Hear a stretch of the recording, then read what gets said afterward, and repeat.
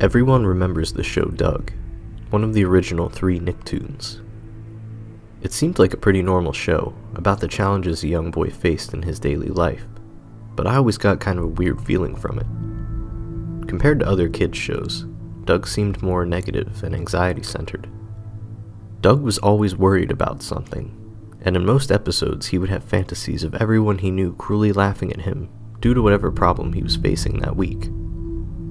Doug always came through in the end though, and every episode ended with him writing in his journal about how he had overcome his blown out of proportion problem. In 2005, I began to have dreams about the show for no apparent reason. I cannot remember the details, but they made me want to see the show again. The show had not been seen in reruns for years at that point, so I could not think of any way to see it again. To my surprise, however, it came back for 1 week in fall 2005, airing at 6 a.m. on weekdays. I watched it for all 5 days. The first 4 were episodes I remembered, but they did not sync up with my memories perfectly. It had been a while, so I just chalked it up to flaws in my memories. The Friday episode, though, was something I was positive I had never seen before. It started with the normal intro with the line drawings, but the characters never appeared. The lines continued as normal, reacting as if the normal characters were there. Once the intro ended, it switched to show Doug in a dark room, writing in his journal. He was not narrating his writing like he usually did. He just silently wrote for about a minute. The screen faded out, and the usual episode title screen appeared. Yet there was no skit this time. There was just giant letters forming the title, Doug's Real Life. The episode opened with Doug eating breakfast. He was giving a voiceover about how there was a big test he had neglected studying for. As his family was having a normal conversation, the screen started flashing. The flashes seemed to be showing something, but they did not last long enough for me to figure out what they were revealing. Doug left his house and began walking to school.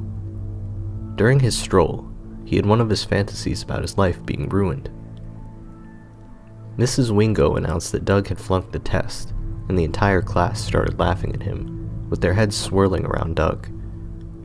This went on longer than most fantasies, and the laughter sounded crueler than usual. When Doug got to school, the screen flashed again. This time, it stayed on the new image, or rather, the new animation style. The colors were darker, and many objects had changed color. It resembled a negative film. Doug was walking through the school hallway, which was full of kids who had never been seen on the show before. No one paid any attention to him. After Doug got to his desk, the animation switched back to normal. Suddenly, for no reason, the scene changed to after school had ended. Doug was walking home, worrying to himself about the test. Upon reaching his house, his dog Porkchop greeted him. Doug began talking to him until the screen flashed. Porkchop turned into a hunk of rotting meat, and Doug's house became decrepit. Doug went into his house and acted as if he was talking to someone, though it was completely deserted. After interacting with invisible people for a while, he sat down at an empty table. The screen flashed again, and Doug's family was there with him, eating dinner.